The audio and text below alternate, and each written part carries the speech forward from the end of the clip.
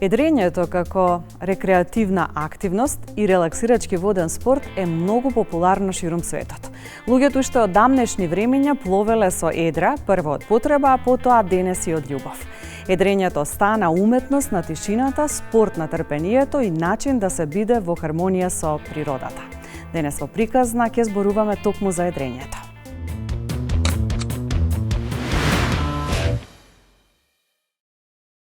Андреја Кавај е едриличарка. Не затоа што тоа било очекувано како традиција во незиното семејство, туку затоа што слушнала повик што само ретките го слушаат. Повикот на ветерот. Во едрењето го пронаоѓа својот мир, својата борба и својата најголема инспирација. Моето патување во едрењето започна со љубовта од мојата фамилија кон едрењето. Тоа е во мојата фамилија традиција и се пренесува низ генерации. Па кога бев маличка, сакав да ја продолжам таа традиција и јас да едрам како моите дедовци. Секоја пловидба за неа е предизвик. Андреја е доказ дека едрењето не е само спорт, тоа е стил на живот. Живот на отворено, живот без маски, живот во кој се бараш себе си помеѓу небото, водата и силата на волјата. Мене ми беше голема чест да сум дел од репрезентацијата и да можам да представам нашата држава на европски и светски првенства. Едни од најважни се тренинзите на суво, самата припрема на суво е една од најважната за да може да се едри. Секоја надпреварување носи своји впечатоци. Најсилен впечаток дефинитивно ми остави Европското првенство во Изола претходната година, бидејќи тоа ми беше една од првите трки во новата класа, која се смина во поголема класа и таму имаше силен ветар и научив да се соочувам со силен ветар, па имав многу убаво искуство. Морето изгледа бескрајно, тивко понекогаш бурно, но она што е важно според Андреја е дека нуди повеќе предизвици и можности од езерските бранови. На меѓународни регати се соочуваме најмногу со промената на ветрот и бидејќи таму е море, ние имаме овде ограничени услови, бидејќи го имаме само нашето Охридско езеро и многу е поразлично да се едри на море и на езеро и ветрот е поинаков. Андреја не е само едриличарка. Таа е инспирација. За сите млади кои мислат дека не можат. За сите девојчиња кои сакаат да пловат. За сите кои се осмелуваат да го изберат својот пат и да се справат со ветерот кој ги пресретнува во животот. Спортот не е тежок и јас исто така мислев кога бев мала дека е многу тежок и треба многу да се припрема, но спортот е многу убав и многу интересен и од него може да се научат многу животни вештини, како да се снаоѓаш во секакви ситуации.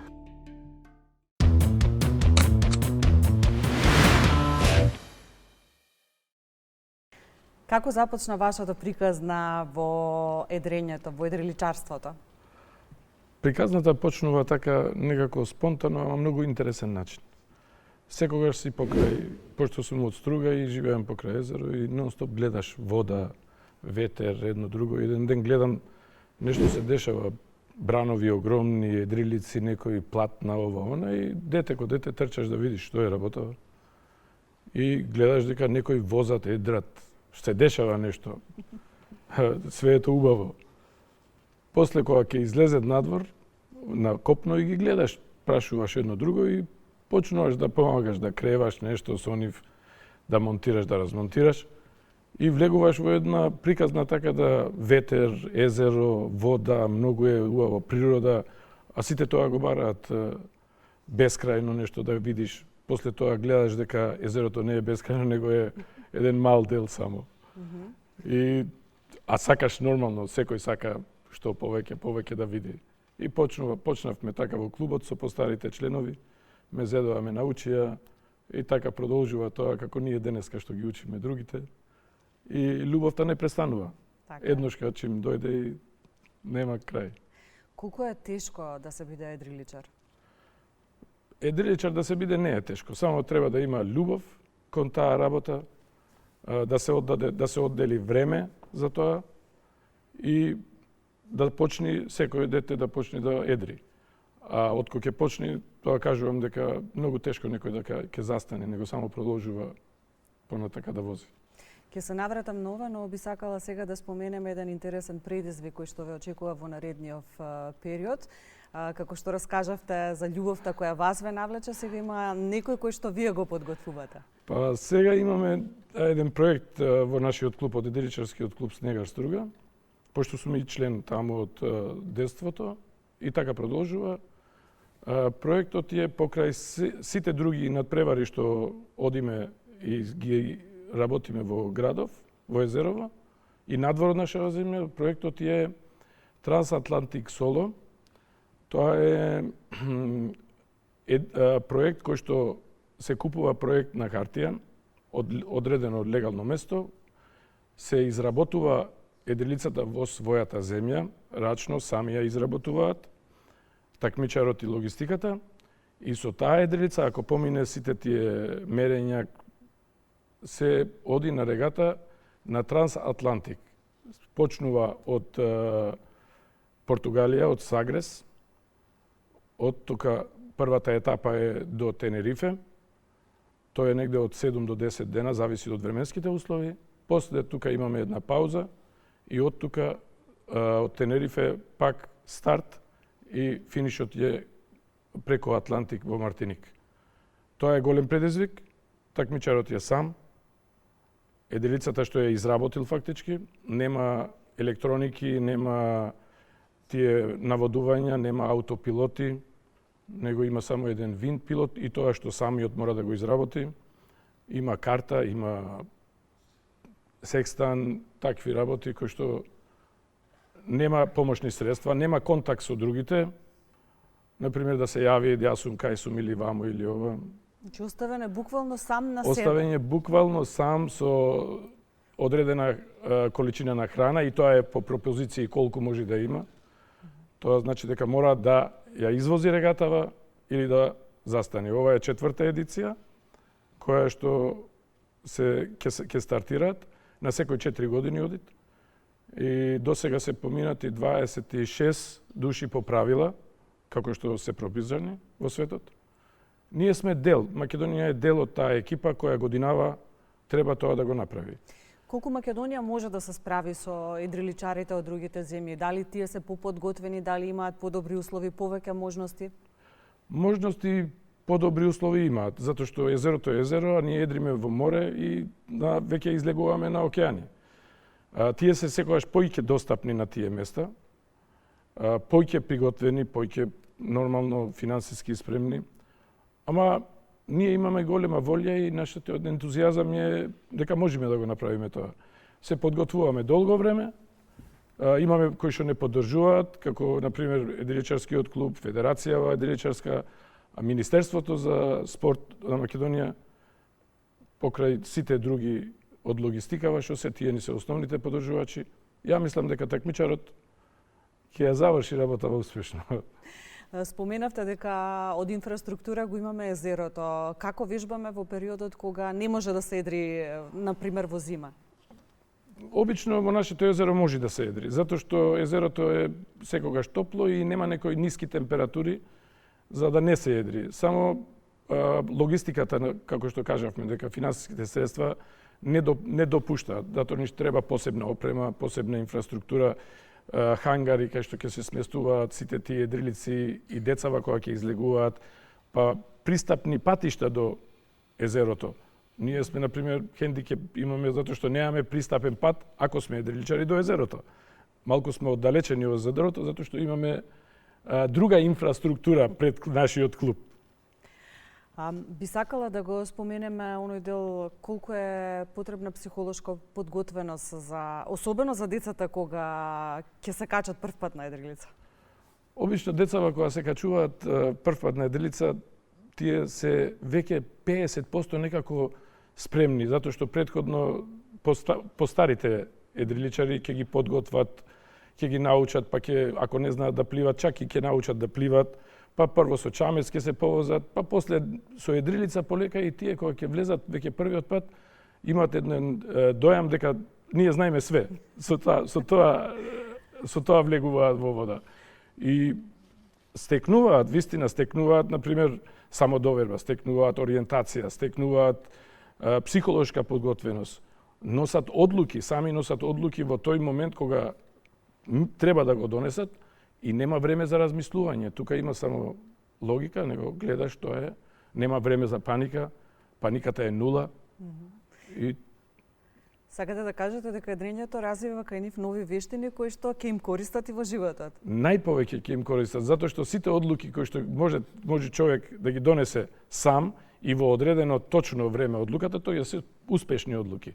А сите кои се ослонуваат, чекај да прашам, овој, па да мама што ќе рече, па тато, па не знам овој, оно, и така тие одлуките си продолжуваат и никако да дојдат до крај.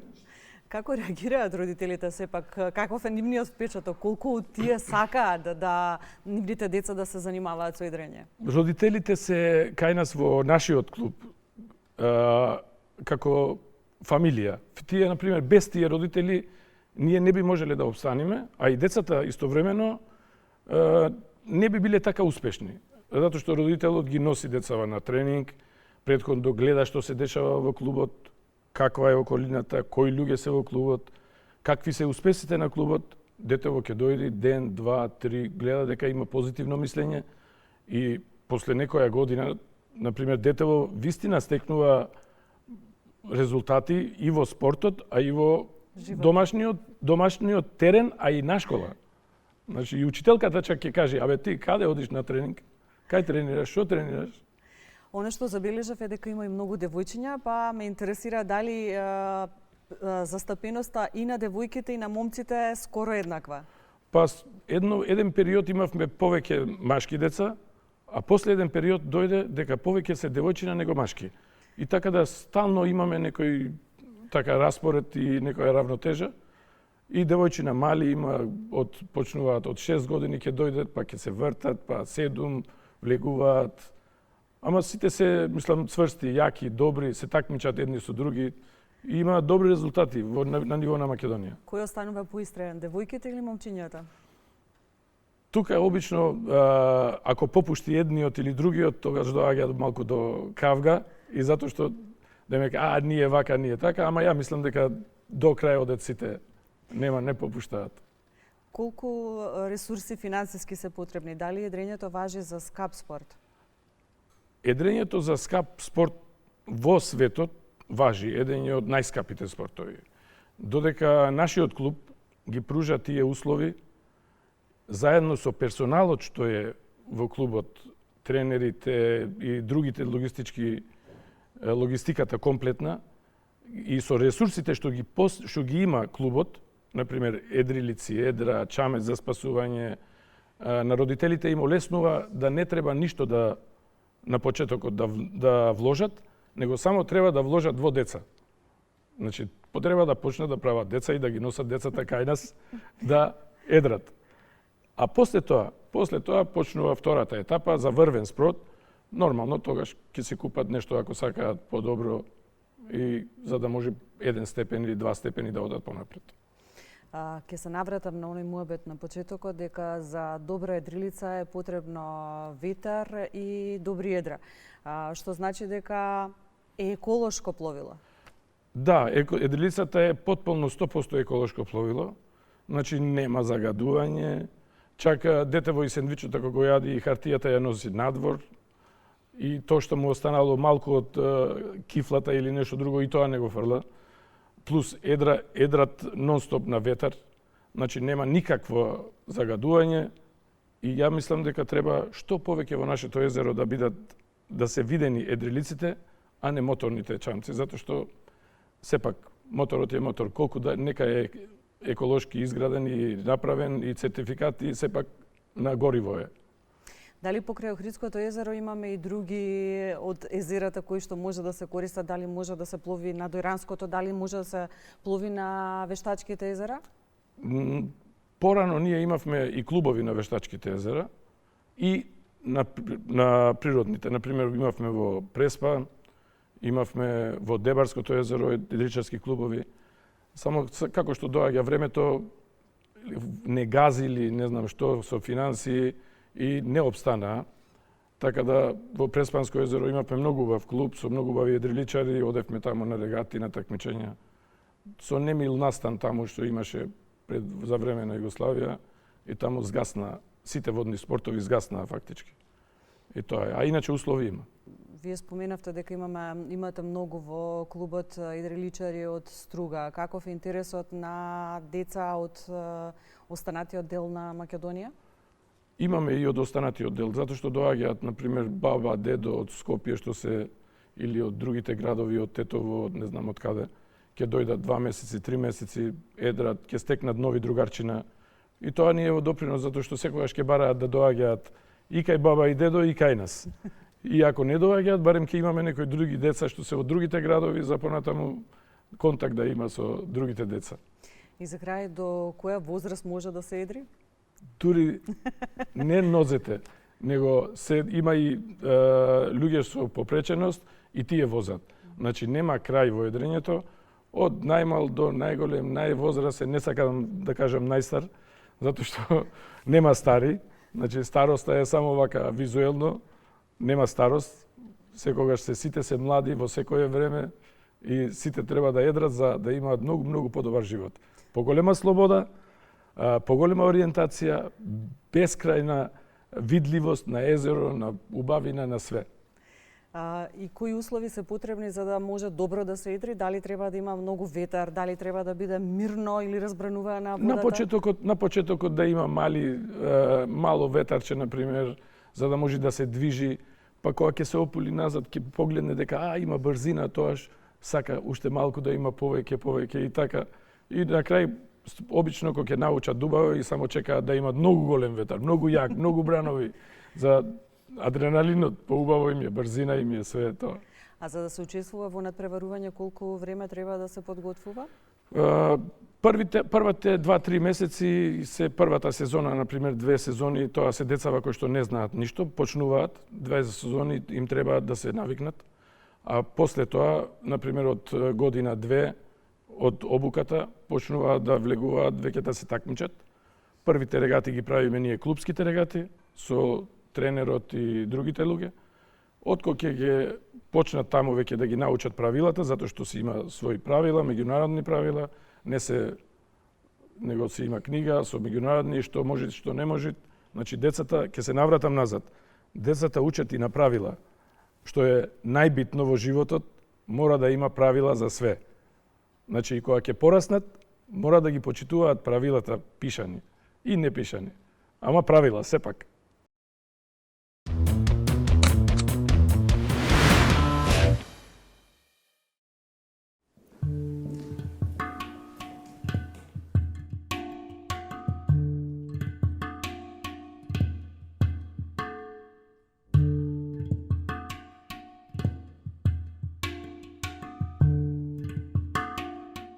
Во време кога сите брзаме, некои луѓе одбираат да застанат, да ги кренат едрата и да се препуштат. Не на случајност, туку на ветерот. А ветерот, ако му веруваш, секогаш ќе те однесе токму таму каде што треба. Затоа љубовта кон едрењето е многу важна. Многу е важно да знаеш техниката и да сакаш спортот. Сум пробала повеќе спортови, ама едрењето ми беше најубаво. Едрењето е училиште кое не те учи само да ги управуваш едрата, туку и себе си. Да ги совладаш стравовите, да ги разбереш тишините, да ја прифатиш непредвидливоста. Едрењето помага за совладување техники, но и животни вештини. Тимска работа, навигација, логика, грижа за околината, лидерство. И Берак со едрењето развила многу нови вештини кај себе. Станала посигурна во себе си. Да сум поснаодлива и да решавам проблеми. Подготвување на надпревари бара многу жртви, вежбање и дисциплина, споделува едриличарот Марко Милески. За надпреварите најмногу вежбаме, најчесто вежбаме по 2-3 часа на ден, а најважно нешто во тренинзите е тоа што според мене, за мене најдобро ми се стартовите, бидејќи требам да ги вежбам нив, исто така и крмениот на јак ветар. Најголемите предизвици со кои се соочуваат едриличарите од Македонија се подобрите услови кои ги имаат младите едриличари надвор од нашата земја. Поред мене, најголемите предизвици што се соочувам со се конкуренцијата на другите едриличари. Не само што тие се талентирани, туку имаат повеќе вежбано од нас, па затоа ние сега почнуваме да воведуваме по големи тренинзи, по напорни и почнуваме да одиме на поголеми и напредни првенства. Секое ново надпреварување носи нови поуки за нас како млади едриличари. Најголемото искуство беше Европското првенство во Пуцк, Полска, каде што се соочувавме со многу силен ветар, со кој не бевме навикнати, па моравме да се прилагодиме и да научиме и сега знаеме како треба да се едри на таков ветар. И тоа е многу добро искуство за нас општо. Во 11-тиот век пловилата имале два јарболи. За прекуокеанските пловидби во 17-тиот век биле популарни тријарболните едриници. Во 19-тиот век поштенските бродови на едра пловеле од Њујорк до Ливерпул за 17 дена, а барани се и така наречените комбинирани бродови на парен погон со дополнителни едра.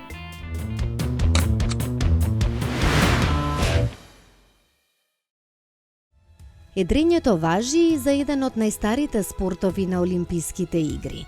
Како олимписки спорт се вклучува во програмата на Олимписките игри од 1900 година.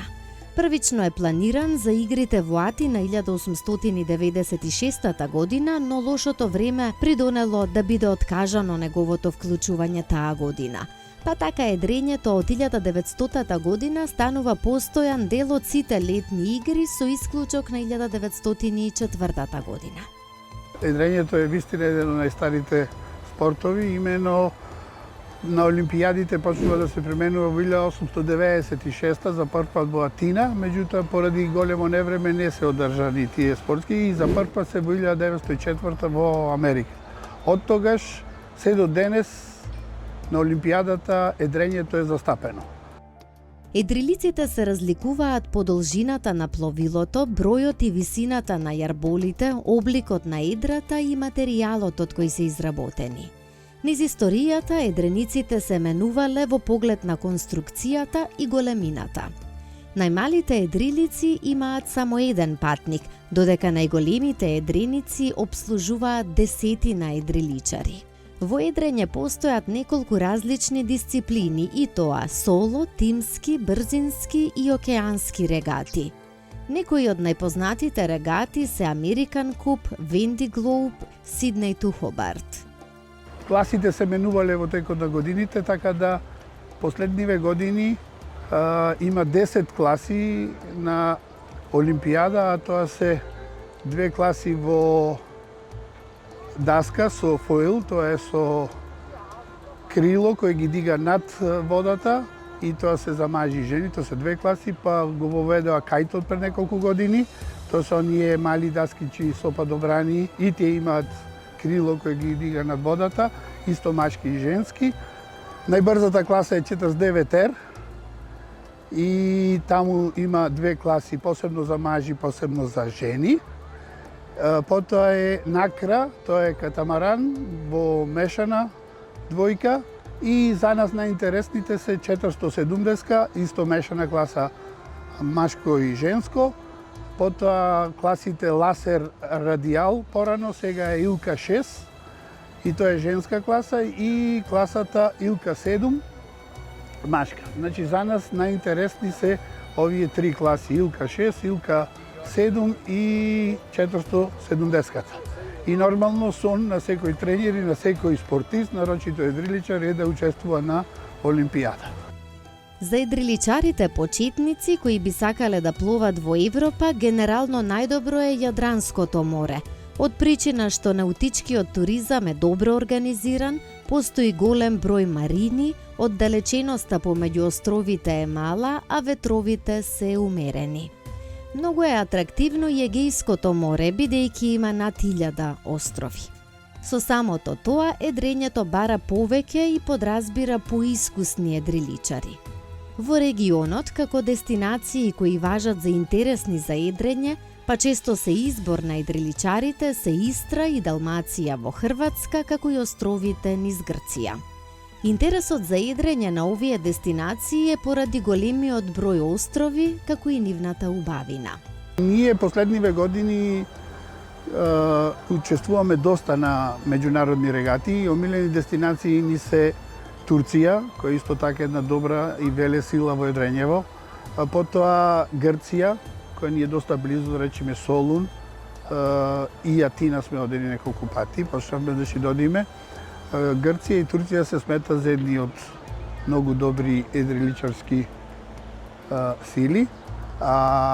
Исто така и Хрватска, која не ја застапува многу, но сепак одиме на 2 до 3 регати. Исто така одиме и Црна Гора, значи претежно и се Турција, Грција, Црна Гора и Хрватска. Едрилиците се екопловила, со нив нема загадување ниту нарушување врз екосистемот на водените ресурси. Токму затоа треба да се вложува во набавка на едрилици и развој на едриличарството. Едрилицата е вистина еколошка и ние претежираме што повеќе едрилици да ги има на езерото. Да речеме, ние како залюбеници во едрењето имаме изградено неколку едрилици самите, претежираме кога не прашува дали да купиме глисер или едрилица, објаснуваме дека едрилицата е многу подобра од глисерите, зошто? Затоа што пред се, како што рековте, се еколошки, не го загадуваат езерото, а додека со глисерите се достигнува друго ниво и нормално дека екологијата нас ни е пред се, а едрењето е токму за екологијата. Искусните едриличари тврдат дека сезоната на едрењето трае додека дуваат поволни ветрови. Време е за ново истражување во приказна.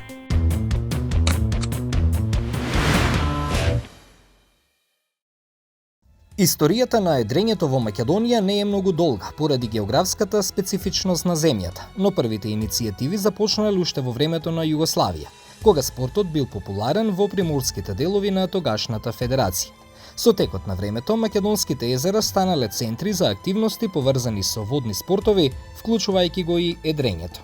Од нашето езеро има доста ветрови, но имаме период преку лето, есен и ова каде што може добро да едриме, преку зима е доста ладно и затоа мора да имаме специјална опрема, а тоа се суви одела.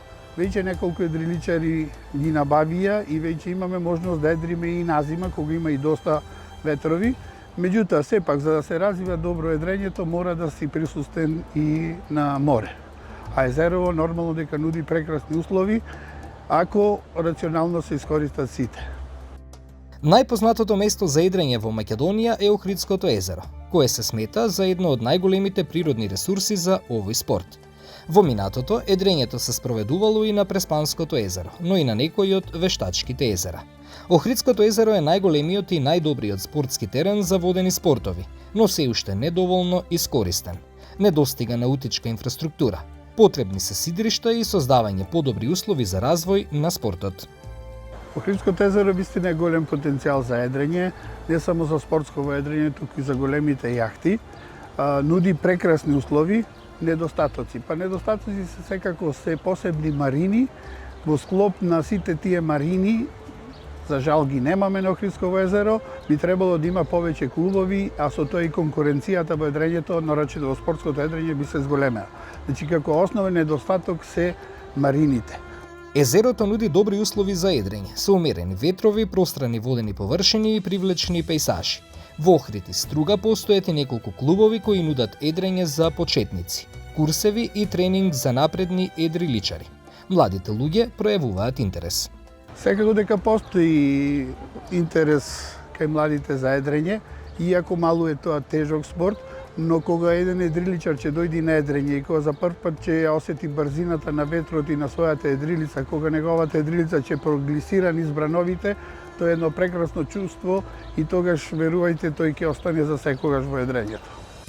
Првите импровизирани едрилици запловиле по Охридското езеро во 1937 година. Тоа биле кајчиња на кои било поставено платно. На градското пристаниште се собрале бројни охриѓани кои сакале да го видат тоа чудо, бидејќи до тогаш знаеле само за пловила кои се движеле со помош на весло.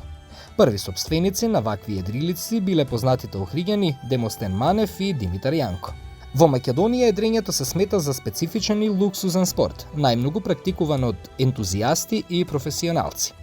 Апсолутно може да биде достапен за секој, ама нормално до одредена ова, да речеме во нашиот клуб, едриличарскиот клуб Снегар Струга, членувањето за прв пат е бесплатно, додека детето не го засака едрењето, не ги научи основните правила и така натаму, а понатаму треба да се развива, треба да си купи своја опрема, едно друго. Значи немаме чланарини или едно друго, него ги запишуваме децата и создаваме љубов кон едрењето. А потоа заедно со родителите, со спонзорите, со министерството, гледаме да ги развиваме како поголеми спортисти. Но достапно е за секого, барем кај нас во Струга. За професионално едрење и почесто присуства на регати. Неопходна е соодветна опрема. Опремата е доста важна, нормално дека кога одите на некои големи такмичења треба да имате добар брод, добро едро, добар снаст, се јарбол, крми, кобилици и така натаму, како за посочување, да речеме, еден нов ласер 6 или 7 или Илка 4, некаде околу 10.000 евра. Ние имаме доста добри ласери, почнаме последниве години да ги набавуваме.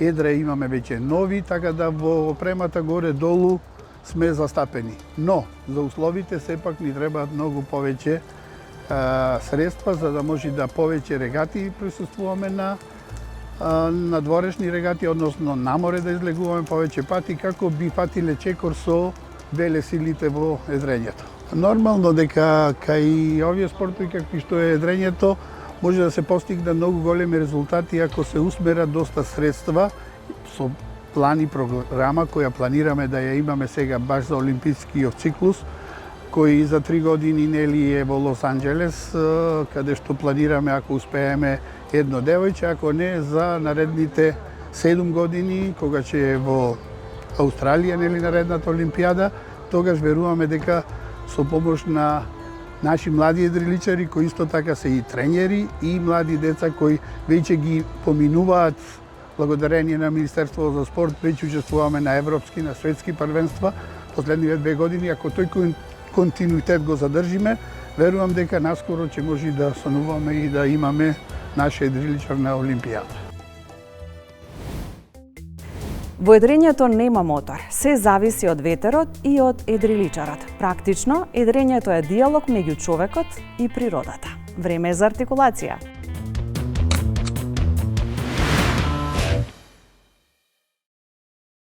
За најстаро друштво на спортско едрење се смета Ватер клубот Корк од југоисточна Ирска, основано во 1720 година, а клубот е активен и денес. Основањето на клубот, Таймс клуб Кумберланд Флит во 1775 се смета за почеток на организираните регати, иако првата се одржала четврт век порано, во 1749 година на реката Темза. Важен датум во историјата на едрењето 1815 година, кога 42 едриличари во Лондон го основале јахт клуб. Французинот Шарл Корделие победи на трката за едрење околу светот лани. Корделие заврши трката за 50 дена, 19 часа 7 минути и 42 секунди. Откако поминал повеќе од 46.000 километри со вистинска просечна брзина од околу 46 км на час. Првата жена која освоила медал на Олимписките игри во едрење била Хелена де Портуалес од Швајцарија.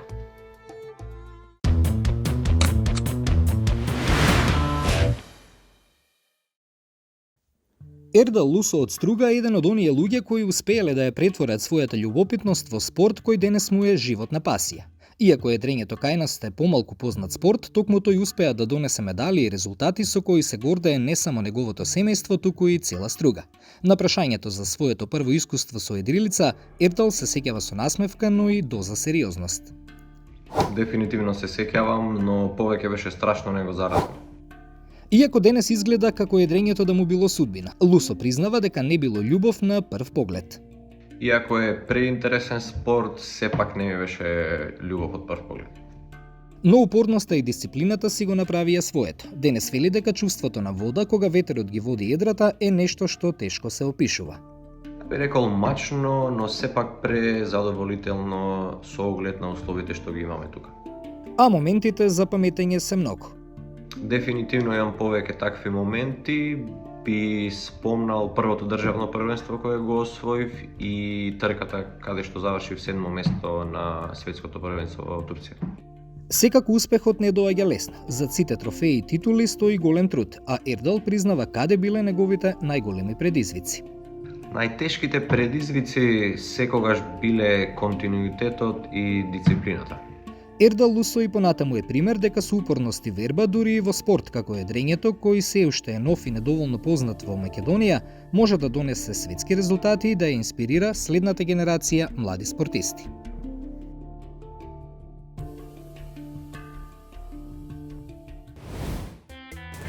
Едрењето не е само надпревар, тоа е филозофија на движење и љубов кон водата. Тоа беше се што ви подготвивме во оваа приказна. Довидување!